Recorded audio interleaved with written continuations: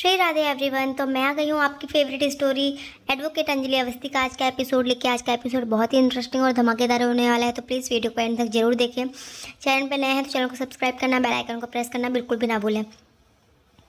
आज के एपिसोड की शुरुआत में हम देखते हैं कि जो अंजलि होती है उससे बहुत बड़ी मिसअंडरस्टैंडिंग हो चुकी होती है। वो अपने पापा से बोलती है कि पापा, अमन सिंह राजपूत सिर्फ उन्होंने मुझे धोखा दिया है और उन्होंने मुझे आज तक कभी नहीं बताया कि वो एक एडवोकेट हैं और आज वो मेरे अपोनेंट में खड़े हुए थे। तो यहाँ पे हम देखते हैं कि गणेश अवस्थी को कुछ भी समझ में नहीं आ रहा था कि वो क्या बोल रही है, पर वो समझाती है कि पापा आपको पता है कि आज मेरे लिए मेरे अगेंस्ट कौन खड़ा हुआ था, तो अमन सिंह राजपूत। और आखिर खड़े भी क्यों ना हो, वो भी तो खून तो उन्हीं का ही है ना, राघव सिंह राजपूत का। तो ये सब सुन के अंजलि के पापा को भी बहुत झटका लगता है। और यहाँ पे हम देखते हैं कि इस बात से सपना जी भी बहुत शॉक्ड रह जाती है कि ये क्या बोल रही है।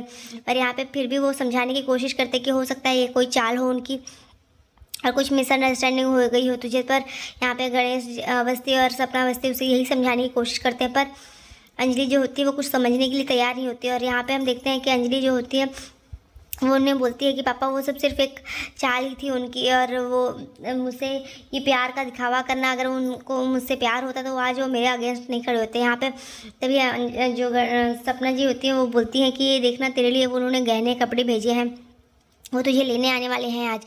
पर यहाँ पे हम जैसे ही सपना बोलती है कि जल्दी से अभी दामाद जी को कॉल करो, पर वो जैसे ही कॉल करने के लिए जाते हैं तो अंजलि उन्हें मना करती है कि मत करिए।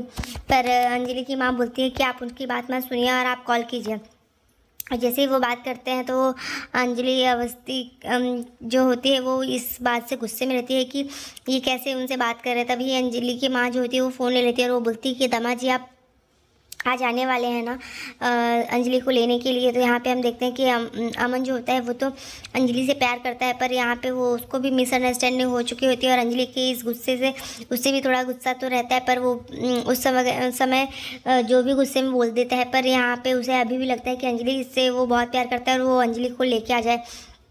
तभी उसकी माँ जो होती है वो बोलती है कि तुम लेने आओगे, तो वो बोलता है कि क्या आपकी बेटी आना भी चाहती है, तो बोलता है कि हाँ।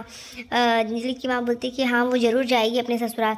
पर यहाँ पे हम देखते हैं कि जैसे ही ये बोलता रहता है तभी जो राघव सिंह राजपूत होते हैं वो फ़ोन ले लेते हैं। और जैसे ही अंजलि बात करती रहती है तो बोलती है कि आप एडवोकेट राघव सिंह राजपूत, आपने जो भी चाल चली हो उसका तो मैं बदला उसको आपको उसका जवाब मिलेगा ही और आप ये केस हारेंगे। तभी वो उसको बेटी बेटी कह के बुलाता है, तो वो बोलती है कि अरे मैं कोई बेटी बेटी नहीं हूँ आप अपने बेटे को फ़ोन दीजिए। और जैसे ही वो अंजलि जो होती है वो अमन को फ़ोन देने के लिए बोलती है, तो राघव सिंह राजपूत जो होते हैं वो उसे फ़ोन दे देते हैं और वो उसे बोलते हैं कि अंजलि जो होती है वो उसे बोलती है कि आपने तो बहुत बड़ा धोखा दिया मुझे अमन सिंह राजपूत, और आज के बाद हम सिर्फ कोर्ट में मिलेंगे और कहीं पे भी नहीं, ना रसोई घर में, ना कहीं आपके घर में, ना मेरे घर में, कहीं पे भी नहीं मिलेंगे। अब हम सिर्फ कोर्ट में मिलेंगे।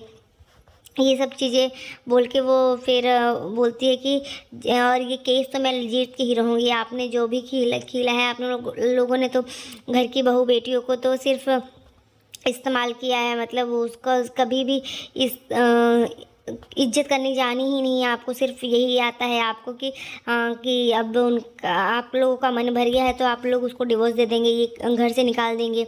घर की बड़ी बेटी बहू को तो आप रख नहीं पाए हैं और छोटी बहू को घर में गृह प्रवेश करवाएंगे। तो ये सब चीज़ें तो वो उसे बोलती है, बहुत कुछ सुनाती है और उसके बाद बोलती है कि ये केस तो मैं जीत के रहूँगी और उस दिन मेरे ज़िंदगी की सबसे बड़ी जीत होगी और सबसे बड़ी हार भी। इतना बोल के फिर वो रोने लगती है और फ़ोन कट कर देती है। और फिर यहाँ पे अमन जो होता है वो उससे बोलता है कि अंजलि मैं तुमसे बहुत प्यार करता हूँ। फिर उसके बाद वो फ़ोन कट कर देती है, तो वो जो अमन होता है वो राघव सिंह राजपूत से कहता है कि पापा ये आपकी चाल थी ना, आपने इस तरीके से मुझे फंसाया कि ना मैं पीछे हट सकता हूँ, ना आगे बढ़ने के सिवा मुझे कोई कुछ भी इलाज नहीं है। मतलब एक तरफ कुआं एक तरफ खाई है, ऐसी सिचुएशन पे आपने मुझे फंसा दिया है पापा। तो यहाँ पे वो उसे बोलता है कि नहीं बेटा ऐसा कुछ नहीं है, तुम गलत सोच रहे हो मेरे बारे में। और इतना बोल के फिर वो उसे सांत्वना देने की कोशिश करते हैं। पर यहाँ पे अमन जो होता है वो पूरी तरीके से टूट चुका होता है कि वो अंजलि के खिलाफ़ खड़ा हो गया है और अंजलि जो है उससे अब नफरत करने लगी है। उसके दिल में यही सब चल रहा होता है। तभी हम देखते हैं कि जो राघव सिंह राजपूत होते हैं वो उसको बोलते हैं कि तुम गलत सोच रहे हो बेटा। और दूसरी तरफ हम देखते हैं कि गिन्नी जो होती है वो अपनी माँ से बोलती है कि, और अंजलि जो होती है वो गहने और कपड़े लेके जाके देने लगती है, क्योंकि उसे लगता है कि ये चीज़ जिसके हैं उसके ही देने पड़ेंगे, क्योंकि ये मैं पहनने वाली नहीं हूँ। और फिर वो उसे लेके चली जाती है। और यहाँ पे अंजलि की माँ जो होती है वो गणेश अवस्थी किसे कहती है कि हमें ये सुन के जब इतना बड़ा झटका लगा तो अंजलि के सामने तो वो खड़े होंगे तो कैसा लगा होगा। तभी गिन्नी जो होती है वो बोलती है कि हाँ माँ, अमन जो है वो हमारे सामने खड़ा था और उस तरीके से उसने अंजलि को भी चैलेंज किया कि वो इस केस को जीत के ही रहेगा। तभी हम दूसरी तरफ देखते हैं कि जो गौरव होते हैं वो अमन को समझाते हैं कि तू ये क्या कर रहा है, तुझे समझ में नहीं आ रहा है, ये सब चाल है इनकी और ये सब इन्होंने ही चाल चली है। और इस घर के बड़े लॉयर, जो घर के बड़े बेटे हैं राघव सिंह राजपूत, उन्होंने ये चाल चली है कि जिससे वो इस घर में सारी सुख शांति को भंग कर दे। उनको क्या ही करना आता है, उन्होंने तो सब चाल बना के ही रखी है कि सोची समझी उनकी साजिश है कि किस तरीके से तुझे और अंजलि को अलग करना है। और यहाँ पे हम देखते हैं कि सानिया को इस बात को जैसे ही गौरव ये सब बातें बोलते तो उसे गुस्सा आता रहता है। तभी जो राघव सिंह राजपूत होते हैं वो वहाँ आ जाते हैं और वो गौरव के ऊपर चिल्लाते हैं कि गौरव तुम ये क्या बोल रहे हो, कुछ भी बोल रहे हो तुम मेरे लिए। तो वो बोलता है कि मैं सच बोल रहा हूँ भैया, आपने ही ये सब चीज़ें किया है, आपका ही ये सब सोची समझी साजिश है, आपने ही जाल बनाया है कि एक पति और पत्नी को एक दूसरे से अलग करने के लिए आपने ही ये सब चीज़ें की है। जब आपको पता है कि अंजलि गिन्नी के लिए केस लड़ रही है तो आपने क्यों इस केस में अमन को डाला, और ये केस आप लड़ रहे थे तो आपको लड़ना चाहिए था ना, आपने अमन को इस केस में लाके क्यों पति पत्नी के बीच में झगड़ा खड़ा कर दिया। तो वो बोलता है कि अमन ये केस इसलिए लड़ रहा है क्योंकि मेरा उत्तराधिकारी अब जो होगा वो अमन को ही संभालना पड़ेगा, मेरी उम्र हो चुकी है तो फिर ये चीज़ें अब अमन को सीखनी पड़ेगी। तो ये सब चीज़ें वो बोल के इमोशनली ब्लैकमेल करता है अमन को। और यहाँ पे हम देखते हैं कि अमन जो होता है वो समझ नहीं पाता है कि उसे क्या करना है क्या नहीं।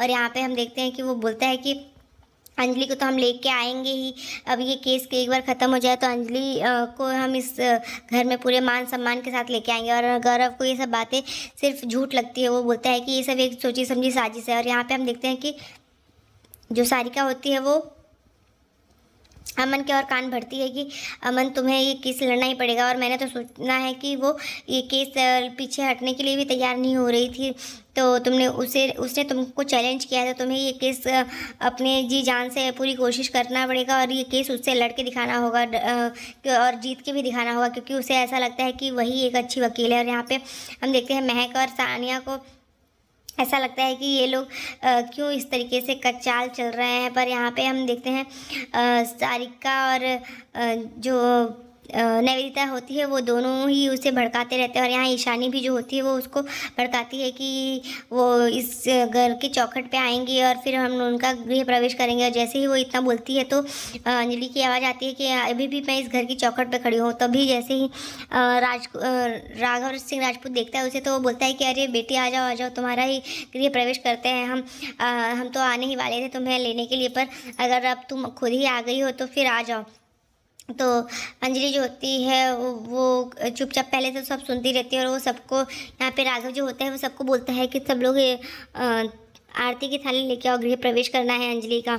और यहाँ पे सब लोग उसे ये सब चीज़ें बोलते रहते हैं। यहाँ पे राघव जो होते हैं पूरी कोशिश करते हैं कि उसे अपनी चाल में फंसा ले। और यहाँ पे अमन भी जो होता है वो उसे बुलाने के लिए जाता है कि अंजलि अब आ गई हो तो आ ही जाओ। और यहाँ पे गौरव भी जो होते हैं वो भी बोलते हैं कि अंजलि अब घर में आ जाओ, अंदर आ जाओ, ये घर तुम्हारा ही है। तो ये सुन के फिर राघव जो होते हैं वो उसे बोलते हैं कि मैं तुमसे हाथ जोड़ के प्रार्थना करता हूँ, तुम आ जाओ अंदर, ये गृह प्रवेश तुम्हारा आज ही हो जाएगा। और सब लोग खुश हो जाते हैं। पर अभी भी अंजलि बोलती है कि नहीं, मैं ये सब कुछ नहीं करूँगी और मैं इस लालच में भी नहीं आई हूँ कि मैं यहाँ गृह प्रवेश और पहली रसोई की लालच में आई हूँ।